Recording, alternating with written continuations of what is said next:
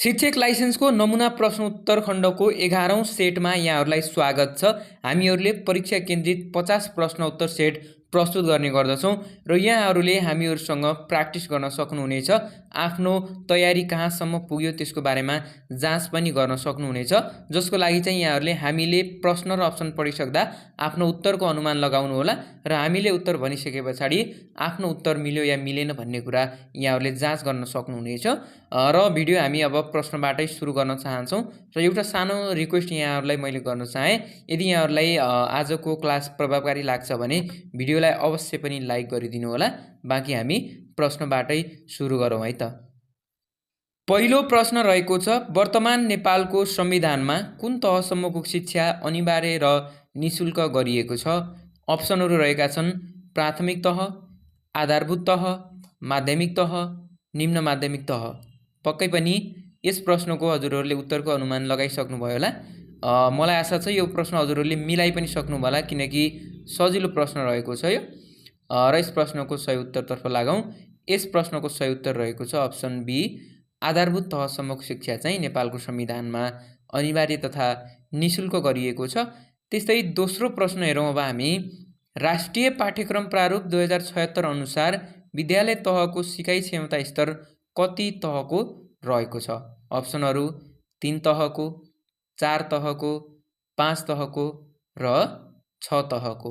पक्कै पनि यस प्रश्नको पनि हजुरहरूले उत्तरको अनुमान लगाइसक्नु भएको छ होला र यस प्रश्नको सही उत्तर रहेको छ अप्सन ग अर्थात् अप्सन तेस्रो, 5 तहको रहेको छ। राष्ट्रिय पाठ्यक्रम प्रारूप 76 अनुसार विद्यालय तहको सिकाइ क्षमता स्तर।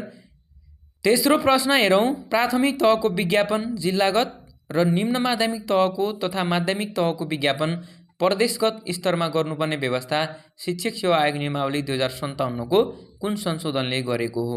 अप्सनहरू 10औं संशोधन, 11औं संशोधन, 9औं संशोधन र 8औं संशोधन। पक्कै पनि यस प्रश्नको पनि हजुरहरूले उत्तरको अनुमान लगाइसक्नु भएको छ होला र यस प्रश्नको सही उत्तर रहेको छ अप्सन क 10औं संशोधन।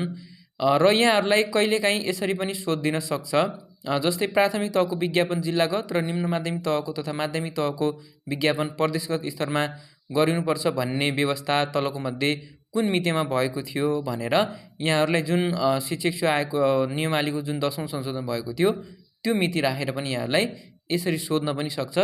त्यसकारणले यहाँहरूले यो शिक्षक सेवा आयोग नियमावली, त्यस्तै शिक्षा ऐन, शिक्षा नियमावली अन्तर्गत भएका जति पनि जुन संशोधनहरू छन् ती संशोधनहरू याद गर्ने कोसिस यहाँहरूले पक्कै पनि गर्नुहोला। चौथो प्रश्न हेरौँ। इन्चोन सम्मेलनले समतामूलक गुणात्मक शिक्षा कुन तहमा गर्ने भनेको छ? अप्सनहरू प्राथमिक तहमा गर्ने भनेको छ कि माध्यमिक तहमा भनेको छ कि उच्च माध्यमिक भनेको छ कि प्राथमिक र माध्यमिक भनेको छ त? पक्कै पनि यस प्रश्नको पनि हजुरहरूले उत्तरको अनुमान लगाइसक्नु भएको छ होला र यस प्रश्नको सही उत्तर रहेको छ अप्सन डी, प्राथमिक र माध्यमिक शिक्षा। पाँचौं प्रश्न हेरौँ। अनिवार्य तथा निशुल्क शिक्षा ऐन 2075 अनुसार पाएक पर्ने विद्यालय भन्नाले के बुझिन्छ?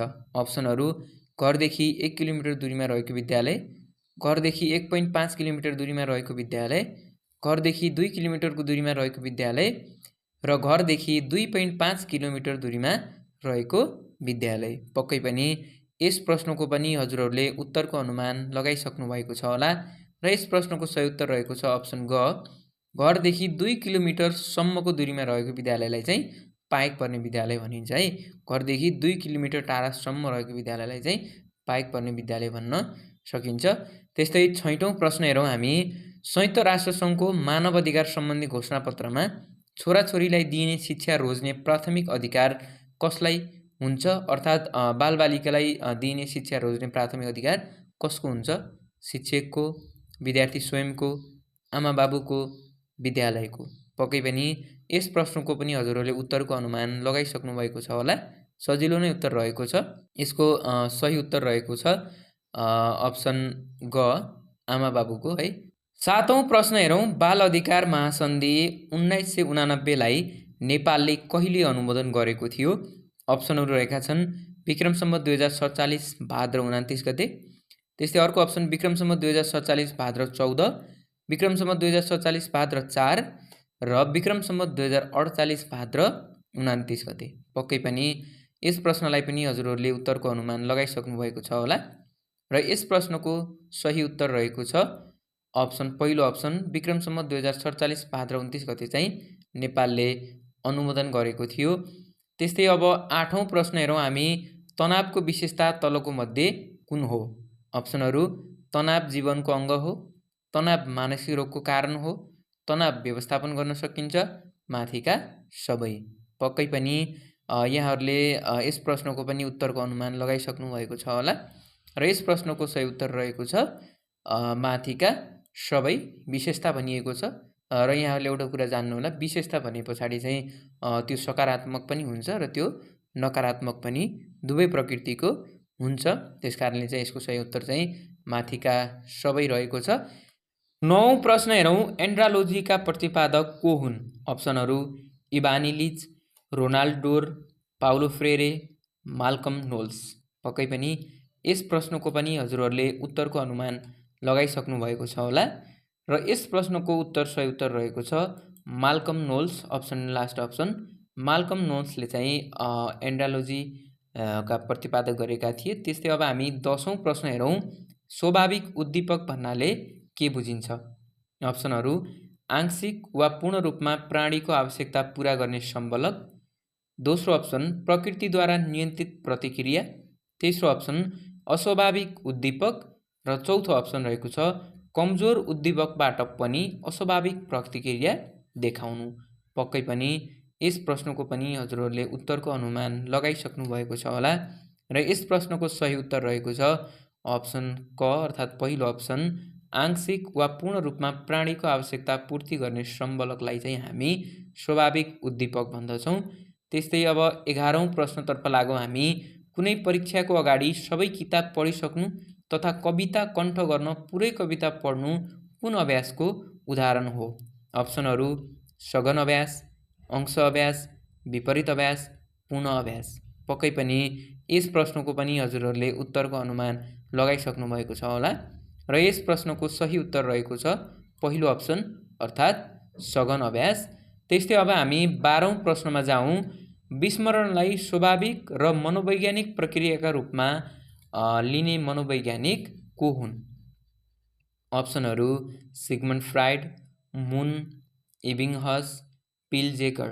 पक्कै पनि यदि अध्ययन गर्नुभएको छ भने यस प्रश्नको पनि हजुरहरूले उत्तर मिलाइसक्नु भएको छ होला र कतिपय मित्रहरूले चाहिँ यसलाई टिपोट पनि गरिसक्नु भएको छ होला भन्ने मैले आशा लिएको छु र यस प्रश्नको चाहिँ सही उत्तर रहेको छ अप्सन ग अर्थात् तेस्रो अप्सन इबिङहसले चाहिँ विस्मरणलाई स्वाभाविक र मनोवैज्ञानिक प्रक्रियाका रूपमा लिएका थिए। त्यस्तै अब हामी 13औं प्रश्नतर्फ जाउँ। समुदायको विकासमा विद्यालयको भूमिका तलको मध्ये कुन हो? अप्सनहरू: नेतृत्वको विकास, सिकाइ केन्द्रको रूपमा, समुदायको सरसफाइ, माथिका सबै। पक्कै पनि यस प्रश्नको पनि हजुरहरूले उत्तरको अनुमान लगाइसक्नु भयो होला। प्रश्न र अप्सन पढिसक्दा पक्कै पनि यहाँहरूले प्रश्न बुझेर आफ्नो उत्तरको टिपोट गर्नुहोला र यस प्रश्नको सही उत्तर रहेको छ माथिका सबै। समुदायको विकासमा विद्यालयको भूमिका चाहिँ नेतृत्व विकासमा पनि हुन्छ, सिकाइ केन्द्रको रूपमा पनि हुन्छ र समुदायको सरसफाइको रूपमा पनि हुने गर्दछ। त्यस्तै अब हामी 14औं प्रश्नतर्फ लागौँ। विद्यालय शिक्षामा नागरिक समाजको भूमिका तलको मध्ये कुन हो? अप्सनहरू: अभिभावकलाई सचेत गराउने। त्यस्तै अर्को अप्सन रहेको छ विद्यालयको विकासमा सहयोगी हुने। अर्को अप्सन विद्यालयको समस्या समाधान गर्ने र लास्ट अप्सन रहेको छ विद्यालयको समस्या समाधानमा सहयोगी भूमिका खेल्ने। पक्कै पनि यस प्रश्नको पनि यहाँहरूले उत्तरको अनुमान लगाइसक्नु भएको छ होला र यस प्रश्नको सही उत्तर रहेको छ अप्सन घ विद्यालयको समस्या समाधानमा सहयोगी भूमिका खेल्ने चाहिँ विद्यालय शिक्षामा नागरिक समाजको भूमिका चाहिँ रहेको हुन्छ। यो चाहिँ महत्त्वपूर्ण भूमिका हो है। जस्तै अप्सन सीमा हेर्नुहोस् त विद्यालयको समस्या समाधान गर्ने भनेको छ र अप्सन डीमा भनेको छ विद्यालयको समस्या समाधानमा सहयोगी भूमिका खेल्ने। त्यसकारण यी यस्ता अप्सनहरूले यहाँलाई झुक्क्याउन सक्छ। विद्यालयको समस्या समाधान गर्ने भन्ने बित्तिकै यो सम्पूर्ण समस्या समाधान गर्ने भन्नेतर्फ आउँछ भने विद्यालयको समस्या समाधानमा सहयोगी भन्ने बित्तिकै चाहिँ केही आंशिक रूपमा सहयोग गर्ने भन्ने हुन्छ। त्यस कारणले चाहिँ यस्ता प्रश्नहरूको उत्तर दिँदा चाहिँ अलिक बढी अध्ययन गरेर दिने गर्नुहोला। अब हामी 15औं प्रश्नतर्फ लागौँ। शिक्षक तालिम भन्नाले के बुझिन्छ? अप्सनहरू ज्ञान, सिप र व्यवहारमा परिवर्तन ल्याउने प्रविधि। त्यस्तै अर्को अप्सन आफूमा भएको ज्ञान, सिप र प्रविधिलाई परिष्कार गर्ने प्रविधि। त्यस्तै अर्को अप्सन आफूमा भएको अभाव पूर्ति गर्ने र कमजोरी हटाउने साधन, माथिका सबै। पक्कै पनि यहाँहरूले यस प्रश्नको उत्तर को अनुमान लगाइसक्नुभयो होला र कतिपय अध्ययनरत अर्थात् अध्यापनरत शिक्षक मित्रहरू पनि हुनुहुन्छ होला र तालिम लिएका शिक्षक मित्रहरू पनि हुनुहुन्छ होला। उहाँले चाहिँ पक्कै पनि यो प्रश्न मिलाइसक्नु भएको छ र यस प्रश्नको सही उत्तर रहेको छ अप्सन डी अर्थात् लास्ट अप्सन, माथिका सबै। यी तीनवटै कुरा चाहिँ शिक्षक तालिम अन्तर्गत पर्दछन्। त्यस्तै अब हामी 16औं प्रश्नतर्फ लागौँ। स्वीकारात्मक समावेशीकरणको विशेषता कुन हो? अप्सनहरू प्रजातान्त्रिक वा सहभागितापूर्ण प्रक्रियामा जोड दिइने। त्यस्तै अर्को अप्सन सिकारु सामाजिक क्रियाकलापमा सहभागी हुन स्वतन्त्र हुने। त्यस्तै अर्को अप्सन रहेको छ नराम्रा बानी तथा गल्तीहरू हटाउन पुरस्कार प्रदान गरिने र माथिका सबै। पक्कै पनि यस प्रश्नको पनि यहाँहरूले उत्तरको अनुमान लगाइसक्नु भएको छ र यस प्रश्नको सही उत्तर रहेको छ माथिका सबै। 17औं प्रश्न हेरौँ। विद्यालय सुधार योजना एसआइपीलाई कुन कार्यक्रमदेखि प्रयोगमा ल्याउन थालिएको हो? अप्सनहरू आधारभूत तथा प्राथमिक शिक्षा कार्यक्रम पहिलो। दोस्रो अप्सन रहेको छ आधारभूत तथा प्राथमिक शिक्षा कार्यक्रम दोस्रो। तेस्रो अप्सन रहेको छ ग्रामीण विकासका लागि शिक्षा परियोजना र चौथो अप्सन रहेको छ प्राथमिक शिक्षा परियोजना। पक्कै पनि यस प्रश्नको पनि यहाँहरूले उत्तरको अनुमान लगाइसक्नु भएको छ होला र यस प्रश्नको सही उत्तर रहेको छ अप्सन सेकेन्ड अप्सन आधारभूत तथा प्राथमिक शिक्षा कार्यक्रम दोस्रोले चाहिँ एसआइपीलाई प्रयोगमा ल्याएको थियो। त्यस्तै अब हामी 18औं प्रश्न हेरौँ।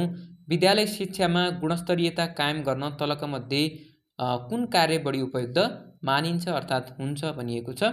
अप्सनहरू विद्यालयको भौतिक संरचना निर्माण, विद्यालयको आर्थिक पक्षमा वृद्धि, विद्यालयको शैक्षिक पक्षमा वृद्धि र विद्यालयको मानवीय पक्षमा वृद्धि। पक्कै पनि यस प्रश्नको पनि हजुरहरूले उत्तरको अनुमान लगाइसक्नुभयो होला। शिक्षामा गुणस्तरता भन्ने बित्तिकै हामी भौतिक, मानवीय, आर्थिकमा नगइकन विद्यालयको शैक्षणिक पक्षमा चाहिँ वृद्धि गरियो भने चाहिँ शिक्षामा गुणस्तरीयता कायम हुन सक्छ। त्यसकारण यसको अप्सन चाहिँ अप्सन सी सही उत्तर रहेको छ। त्यस्तै अब हामी 19औं प्रश्न हेरौँ। गुणस्तरीय शिक्षा हुनुपर्नेमा गुणस्तरीय मात्र भएको रहेछ, यसलाई बुझ्नु होला मिलाएर है। गुणस्तरीय शिक्षा आवश्यक पर्नुका कारण तलको मध्ये कुन हो? किनकि गुणस्तरीय शिक्षा सबैलाई आवश्यक पर्छ। अप्सनहरू रहेका छन् गुणस्तरीय जीवनको प्रत्याभूति प्रदान गर्न, दक्ष सक्षम उत्पादनशील नागरिक तयार गर्न, व्यक्ति समाज र राष्ट्रको आवश्यकता परिपूर्ति गर्न र माथिका सबै। पक्कै पनि यो प्रश्न पनि यहाँहरूले मिलाइसक्नुभयो किनकि प्रश्न अनुसार उत्तर एकदमै स्पष्ट सर्लङ्ग दिएको छ। यसको सही उत्तर चाहिँ माथिका सबै रहेको छ। त्यस्तै अब हामी 20औं प्रश्नतर्फ लागौँ। विद्यालय कार्य सम्पादन परीक्षण भनेको के हो? अप्सनहरू विद्यालयको भौतिक पूर्वाधार र वित्तीय स्रोतको अध्ययन, विद्यालयको भौतिक पूर्वाधार मानव संसाधन वित्तीय स्रोतको सम्बन्धमा अध्ययन गर्नु। त्यस्तै अर्को अप्सन विद्यालयको मानव स्रोतको अध्ययन र माथिका सबै। पक्कै पनि यस प्रश्नको पनि यहाँहरूले उत्तरको अनुमान लगाइसक्नु भएको छ होला र यस प्रश्नको सही उत्तर रहेको छ अप्सन सेकेन्ड अर्थात् विद्यालयको भौतिक पूर्वाधार मानव संसाधन वित्तीय स्रोतको सम्बन्धमा अध्ययन गर्नुलाई चाहिँ हामी विद्यालयको कार्य सम्पादन परीक्षण भन्दछौँ। त्यस्तै अब हामी 21औं प्रश्नमा जाउँ। बालमैत्री विद्यालय राष्ट्रिय प्रारूप 2076 अनुसार विद्यालयमा तालिम प्राप्त स्वास्थ्यकर्मीबाट बालबालिकाको स्वास्थ्य परीक्षण न्यूनतम कति समयमा गर्नुपर्दछ अर्थात् हुनुपर्दछ? अप्सनहरू त्रैमासिक अर्थात् 3 महिनामा एकचोटि, चौमासिक 4 महिनामा एकचोटि, अर्धवार्षिक 6 महिनामा एकचोटि र वर्षमा एकचोटि। पक्कै पनि यस प्रश्नको पनि यहाँहरूले उत्तरको अनुमान लगाइसक्नु भएको छ होला र यस प्रश्नको सही उत्तर रहेको छ अप्सन घ, वार्षिक रूपमा चाहिँ विद्यार्थीहरूको स्वास्थ्य परीक्षण चाहिँ स्वास्थ्यकर्मीबाट अर्थात् तालिम प्राप्त स्वास्थ्यकर्मीबाट गर्नुपर्ने हुन्छ। त्यस्तै अब हामी 22औं प्रश्नमा जाउँ। राष्ट्रिय शिक्षा नीति 2076मा गुणस्तरीय शिक्षाका सम्बन्धमा के का आधारमा शिक्षाको निरन्तर पेशागत विकास कार्यक्रम सञ्चालन गर्ने नीति लिएको छ? अप्सनहरू शिक्षक सक्षमताको आधारमा, पेशागत विकासका आधारमा, शैक्षिक सुशासनका आधारमा, विद्यार्थीको सिकाइ उपलब्धिका आधारमा। पक्कै पनि यस प्रश्नको पनि यहाँहरूले उत्तरको अनुमान लगाइसक्नु भएको छ होला र यस प्रश्नको सही उत्तर रहेको छ अप्सन क, शिक्षक सक्षमताको आधारमा चाहिँ गुणस्तरीय शिक्षाको सम्बन्धमा जुन आधार हुन्छ शिक्षकको निरन्तर पेशागत कार्य चाहिँ सञ्चालन गर्नुपर्ने हुन्छ। त्यस्तै अब 23औं नम्बरमा हेरौँ हामी, कार्यालयमा प्राप्त भएका विभिन्न कागजातहरूको विवरण तथा व्यवहार समयक्रम अनुसार दर्ता गरी भण्डारण गर्ने कार्यलाई कुन प्रणाली अन्तर्गत राख्न सकिन्छ? चलानी प्रणाली, दर्ता प्रणाली, फाइलिङ प्रणाली, उपयोग प्रणाली। पक्कै पनि यस प्रश्नको पनि यहाँहरूले उत्तरको अनुमान लगाइसक्नु भएको छ होला र यस प्रश्नको सही उत्तर रहेको छ अप्सन सेकेन्ड, दर्ता प्रणाली अन्तर्गत चाहिँ राख्न सकिन्छ। 24औं प्रश्न हेरौँ, प्राथमिकतामा आधारमा चिठीलाई कति प्रकारमा विभाजन गरिन्छ? अर्थात् प्राथमिकताका आधारमा हुनुपर्ने है, यो प्राथमिकतामा भएछ। प्राथमिकताका आधारमा चिठीलाई कति प्रकारमा विभाजन गरिन्छ? 2 प्रकार, 3 प्रकार, 4 प्रकार, 5 प्रकार। पक्कै पनि यस प्रश्नको पनि यहाँहरूले उत्तरको अनुमान लगाइसक्नु भएको छ होला र यस प्रश्नको सही उत्तर रहेको छ 4 प्रकार। प्राथमिकताका आधारमा चिठीलाई 4 प्रकारमा विभाजन गरिन्छ। त्यस्तै अब हामी 25औं नम्बरमा जाउँ, शैक्षिक नीति, योजना तथा कार्यक्रमहरू निर्धारण नेतृत्वको कम हस्तक्षेप हुने नेतृत्व कुन हो? अप्सनहरू निरङ्कुश नेतृत्व, प्रजातान्त्रिक नेतृत्व, स्वतन्त्र नेतृत्व र कुनै पनि होइन। पक्कै पनि यस प्रश्नको पनि हजुरहरूले उत्तरको अनुमान लगाइसक्नु भयो होला। प्रश्नलाई ध्यान दिनु होला, जहाँ कम हस्तक्षेप भनिएको छ, जहाँ कम हस्तक्षेप भनिएको कुरामा चाहिँ हामी स्वतन्त्र नेतृत्वमा चाहिँ कम हस्तक्षेप अर्थात् हस्तक्षेप नहुने हुन्छ। त्यस्तै अब हामी 26औं प्रश्नमा जाउँ, विद्यालयमा सुशासन कायम गर्ने कसको जिम्मेवारी हुन्छ? प्रधानाध्यापक, विद्यालय व्यवस्थापन समिति, शिक्षक र अभिभावक, माथिका सबै। पक्कै पनि यस प्रश्नको पनि यहाँहरूले उत्तरको अनुमान लगाइसक्नु भएको छ होला। प्रश्न एकदम सजिलो रहेको छ र प्रश्नको उत्तर चाहिँ एकदम स्पष्ट नै यहाँ देखिएको छ। त्यसकारण यसको सही उत्तर चाहिँ पक्कै मिलाउनु भयो होला। लास्ट अप्सन रहेको छ माथिका सबै। विद्यालयमा सुशासन कायम गर्ने जिम्मेवारी चाहिँ प्रधानाध्यापक, विद्यालय व्यवस्थापन समिति, शिक्षक, अभिभावक, विद्यार्थी सबैको हुने गर्दछ। 27औं प्रश्न हेरौँ, तलका मध्ये सिकारु केन्द्रित शैक्षणिक सङ्गठनका रूपमा कुनलाई चिनिन्छ? कक्षा शिक्षण, बहुकक्षा शिक्षण, विषय शिक्षण, कुनै पनि होइन। पक्कै पनि यहाँहरूले प्रश्नको उत्तरको अनुमान पक्कै लगाइसक्नु भयो होला। सिकारु केन्द्रित शैक्षणिक सङ्गठन भन्नाले पहिलो अप्सन अर्थात् कक्षा शिक्षण भन्ने हुन्छ, किनकि एउटै शिक्षकले त्यहाँ पढाउने हुनाले सिकारुको मनस्थिति के छ, कस्तो छ भन्ने कुरा चाहिँ उसले बुझेको हुन्छ। त्यस्तै अब हामी 28औं नम्बरको प्रश्न हेरौँ, कुनै एक पिरियडमा एउटा विषयवस्तुलाई के, कति, कसरी शिक्षण गर्ने भन्ने बारेमा तयार पारेको योजनालाई के भनिन्छ? एकदमै सजिलो प्रश्न है, यो एकदम सजिलो प्रश्न। यहाँहरूले चाहिँ यो भोग्दै आउनुभएको कुरो है यहाँभन्दा पहिला र बनाउनु पनि भएको कुरा हो। जति पनि मित्रहरू यो लाइसेन्स दिने आउनुभएको छ उहाँहरूले यो काम गरेरै आउनुभएको हो है। कुनै एक पिरियडमा एउटा विषयवस्तुलाई के, कति, कसरी शिक्षण गर्ने भन्ने बारेमा तयार पारेको योजना के भनिन्छ? पक्कै पनि यहाँहरूले यो प्रश्न मिलाइसक्नु होला। दैनिक पाठ्य योजना भनिन्छ। यहाँहरूले पक्कै पनि 12मा यदि 12 पास गर्दै र दिँदै हुनुहुन्छ भने चाहिँ यहाँहरूले 12मा जुन एउटा प्र्याक्टिस शिक्षण प्र्याक्टिस गर्नुभयो होला, त्यहाँ चाहिँ आफू यहाँहरूले दैनिक पाठ्य योजना पक्कै पनि बनाउनु भयो होला। त्यस्तै अब 29औं नम्बरको प्रश्न हेरौँ, शैक्षिक उद्देश्यको नयाँ वर्गीकरण संज्ञानात्मक प्रणालीका तत्त्वहरू के हुन्? तहहरू है साथीहरू। प्रश्न पुनः एकपटक, शैक्षिक उद्देश्यको नयाँ वर्गीकरणको आधारमा संज्ञानात्मक प्रणालीमा तहहरू अथवा प्रणालीका तहहरू के हुन्? पुनःप्राप्ति र बोध, विश्लेषण, ज्ञानको उद्देश्य, माथिका सबै। पक्कै पनि यस प्रश्नको पनि यहाँहरूले उत्तरको अनुमान लगाइसक्नु भयो होला।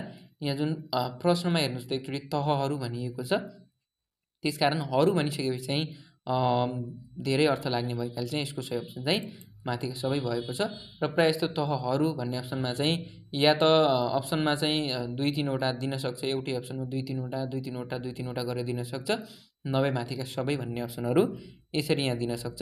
त्यस्तै अब हामी 30औं प्रश्नतर्फ लागौँ, विद्यालय शिक्षाको पाठ्यक्रमको विकास तथा कार्यान्वयन पक्षलाई व्यवस्थित गर्न मूल दस्तावेजका रूपमा तलको मध्ये कुनलाई लिएको छ? शिक्षा ऐन तथा नियमावली, विद्यालय क्षेत्र सुधार योजना, राष्ट्रिय पाठ्यक्रम प्रारूप, विद्यालय तहको पाठ्यक्रम। पक्कै पनि यस प्रश्नको पनि यहाँहरूले उत्तरको अनुमान लगाइसक्नु भएको छ होला र यस प्रश्नको सही उत्तर रहेको छ अप्सन थर्ड अप्सन राष्ट्रिय पाठ्यक्रम प्रारूपलाई चाहिँ मूल दस्तावेजको रूपमा लिएको छ। 31औं नम्बरको प्रश्न हेरौँ। शिक्षण सिकाइमा शिक्षक निर्देशिकाको आवश्यकता तलको मध्ये कुन हो? अप्सनहरू पाठ्यक्रम र पाठ्यपुस्तकलाई प्रभावकारी कार्यान्वयन गर्न। सेकेन्ड अप्सन शिक्षण सिकाइलाई व्यवस्थित, योजनाबद्ध, प्रभावकारी तथा उपलब्धिमूलक बनाउन। त्यस्तै अर्को अप्सन शिक्षण सँगसँगै मूल्याङ्कन प्रक्रियालाई पनि अगाडि बढाउन र माथिका सबै। पक्कै पनि यस प्रश्नको पनि यहाँहरूले निर्धक्कका साथ उत्तरको अनुमान तथा उत्तर मिलाइसक्नु भयो होला भन्ने मैले आशा लिएको छु र यस प्रश्नको सही उत्तर रहेको छ माथिका सबै। त्यस्तै अब 32औं नम्बरको प्रश्न हेरौँ हामी। पाठ्यक्रम तथा पाठ्यपुस्तक विकास वितरण निर्देशिका 2076 अनुसार स्थानीय पाठ्यक्रम विकास तथा विकास गर्दा सहजीकरण कसले गर्दछ? पुनः एकपटक, पाठ्यक्रम तथा पाठ्यपुस्तक विकास तथा वितरण निर्देशिका 2076 अनुसार स्थानीय पाठ्यक्रम विकास गर्दा सहजीकरणको काम कसले गर्दछ? सङ्घले गर्दछ कि प्रदेशले गर्दछ कि स्थानीय तहले गर्दछ कि क र ख दुवै अर्थात् सङ्घ प्रदेश दुवैले गर्दछ त? पक्कै पनि यस प्रश्नको पनि यहाँहरूले उत्तरको अनुमान लगाइसक्नु भएको छ होला र यस प्रश्नको उत्तर रहेको छ अप्सन बी, प्रदेशले चाहिँ यो काम गर्ने गर्दछ। त्यस्तै अब हामी 33औं नम्बरको प्रश्न हेरौँ। छोटो समयमा धेरै विद्यार्थीलाई एकैपटक सूचना प्रदान गर्नका लागि प्रभावकारी मानिने विधि अर्थात् शिक्षण विधि कुन हो? अप्सनहरू प्रदर्शन विधि, प्रश्नोत्तर विधि, क्षेत्र भ्रमण विधि अर्थात् अथवा व्याख्यान वा प्रवचन विधि। पक्कै पनि यहाँहरूले उत्तरको अनुमान लगाइसक्नु भएको छ होला र सजिलो पनि रहेको छ यो प्रश्न र यस प्रश्नको सही उत्तर रहेको छ अप्सन डी अर्थात् लास्ट अप्सन, व्याख्यान वा प्रवचन विधिबाट चाहिँ छोटो समयमा धेरै विद्यार्थीलाई एकपटक सूचना प्रदान गर्न सकिन्छ। 34औं नम्बरको प्रश्न हेरौँ। विद्यालयहरू दैनिक जीवनका समस्या समाधानका लागि प्रयोगशाला बन्नुपर्दछ भन्ने भनाइ कसको हो?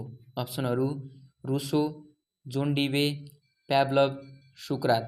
पक्कै पनि यस प्रश्नको पनि यहाँहरूले उत्तरको अनुमान लगाइसक्नु भएको छ होला र यस प्रश्नको सही उत्तर रहेको छ अप्सन सेकेन्ड अप्सन अर्थात् जोन डिवेले चाहिँ विद्यालयहरू दैनिक जीवनका समस्या समाधानका लागि प्रयोगशाला बन्नुपर्छ भनी भनेका थिए।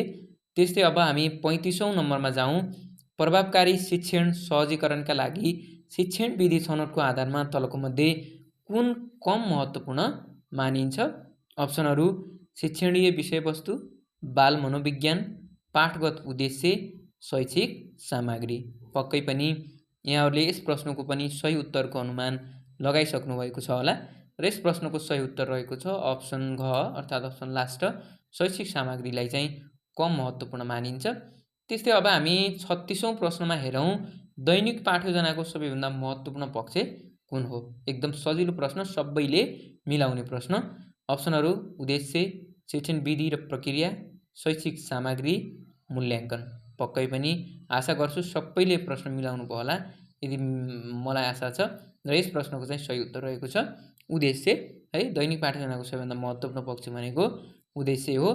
त्यस्तै अब हामी 37औं प्रश्न हेरौँ। लेटर ग्रेडिङ निर्देशिका 2068 अनुसार विद्यालय शिक्षाको कुनै सैद्धान्तिक पक्षतर्फ उत्तीर्ण हुन कति अङ्क प्राप्त गर्नुपर्ने व्यवस्था रहेको छ? अप्सनहरू 30 अङ्क, 32 अङ्क, 35 अङ्क, 40 अङ्क। पक्कै पनि यस प्रश्नको पनि यहाँहरूले उत्तरको अनुमान लगाइसक्नु भएको छ होला र यस प्रश्नको सही उत्तर रहेको छ अप्सन थर्ड अप्सन, 35 अङ्क चाहिँ प्राप्त गर्नुपर्ने हुन्छ। 38औं प्रश्न हेरौँ। नेपालमा विद्यालय तहमा लेटर ग्रेडिङ प्रणालीको प्रयोग गर्नुपर्दछ भनी सिफारिस गर्ने प्रतिवेदन कुन हो? अप्सनहरू राष्ट्रिय शिक्षा आयोगको प्रतिवेदन 2011, त्यस्तै राष्ट्रिय शिक्षा पद्धति योजना 2028, राष्ट्रिय शिक्षा आयोगको प्रतिवेदन 2049 र उच्च स्तरीय राष्ट्रिय शिक्षा आयोगको प्रतिवेदन 2055। पक्कै पनि यस प्रश्नको पनि यहाँहरूले उत्तरको अनुमान लगाइसक्नु भएको छ होला र यस प्रश्नको सही उत्तर रहेको छ अप्सन घ लास्ट अप्सन, उच्च स्तरीय राष्ट्रिय शिक्षा आयोगको प्रतिवेदन 2055ले चाहिँ नेपालको विद्यालयमा पनि लेटर ग्रेडिङ प्रणाली लागू गर्नुपर्छ है भनेर सिफारिस गरेको थियो। त्यस्तै 39औं प्रश्न हेरौँ हामी। आधारभूत तहको कुन तहसम्म पूर्ण निरन्तर विद्यार्थी मूल्याङ्कन प्रणाली अवलम्बन गरिनेछ अर्थात् गरिने व्यवस्था रहेको छ? अप्सनहरू आधारभूत तह कक्षा 1-3 सम्म, कक्षा 4-5 सम्म, कक्षा 1-7 सम्म र कक्षा 1.8 सम्म।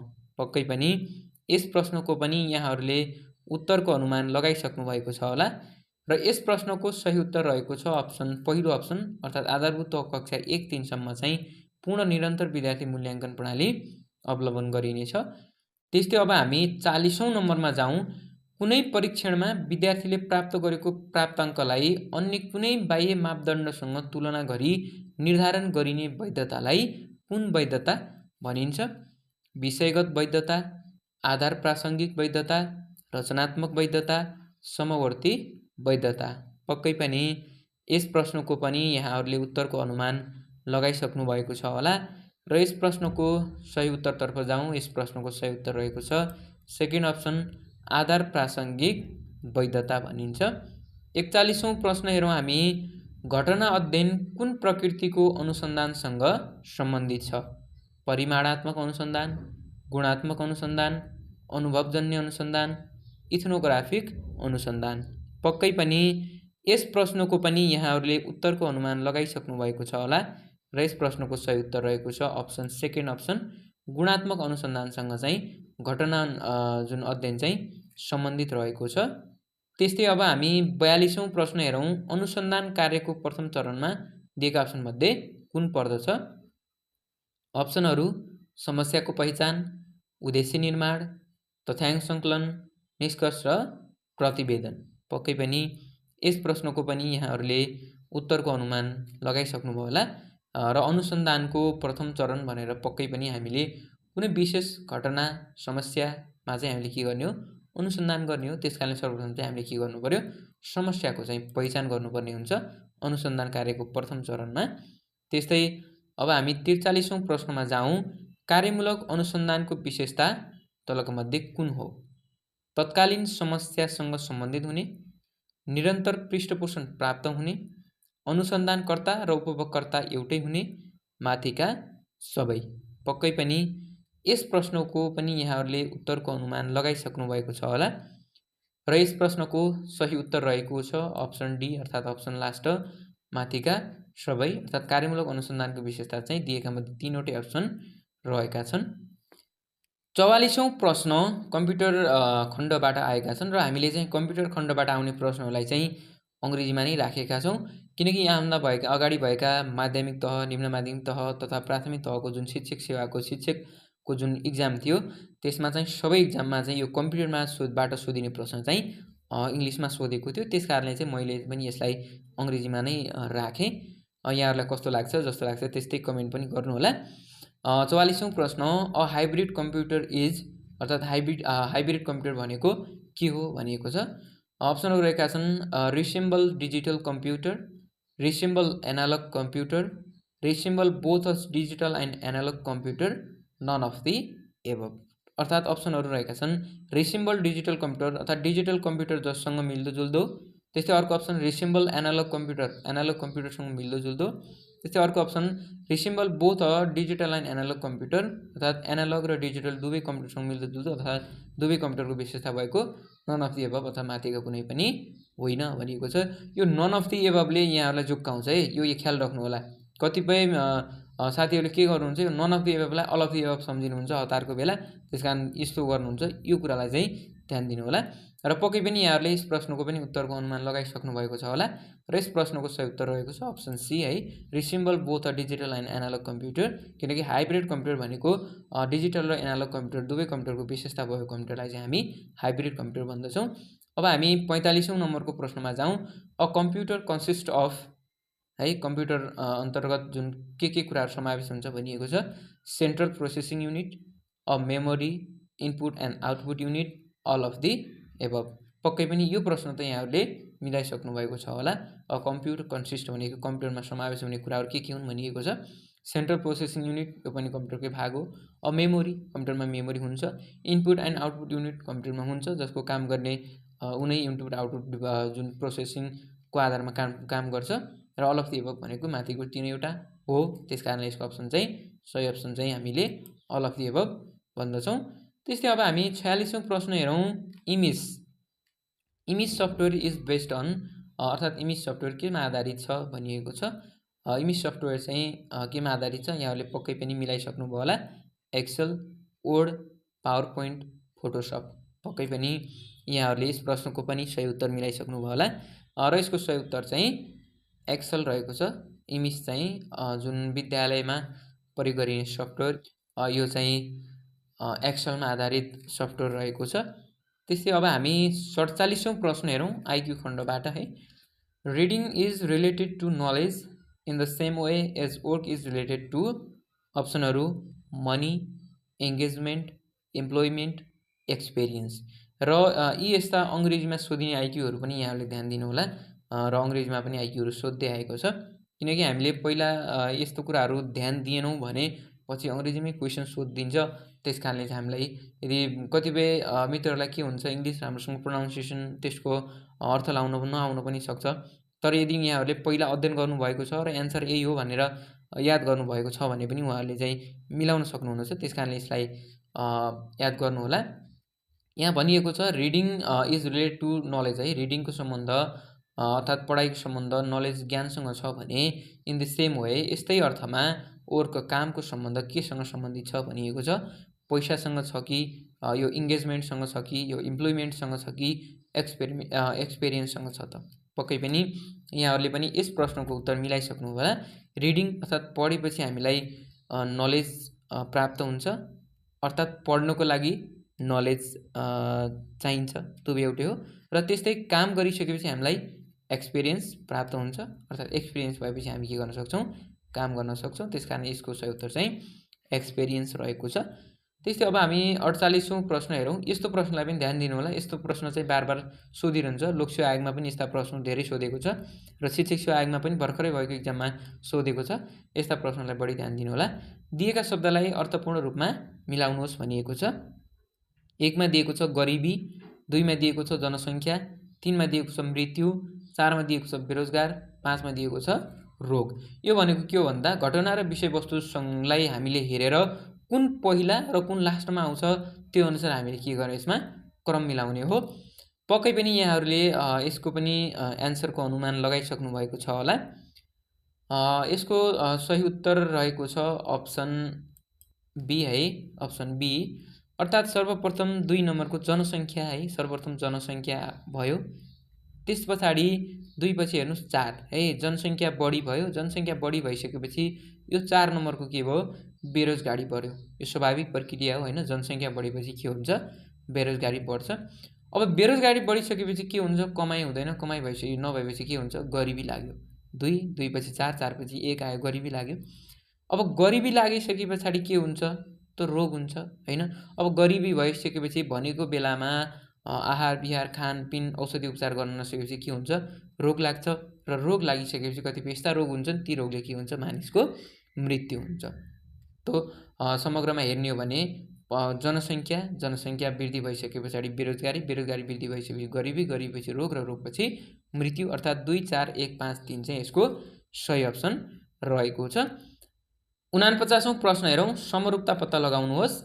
जहाँ भनिएको छ 4:68 डबल अनुपात 5:8 भनिएको छ। अर्थात् 4 को सम्बन्ध 68 सँग भए जस्तै 5 को सम्बन्ध के हुन्छ भनेर यहाँ सोधिएको छ। समानता 4 र 68 सँग जुन समानता छ 5 सँग पनि अर्को त्यही सङ्ख्या राखेर त्यही समानता हामीले यहाँ के गर्नुपर्ने हुन्छ, खोज्नुपर्ने हुन्छ।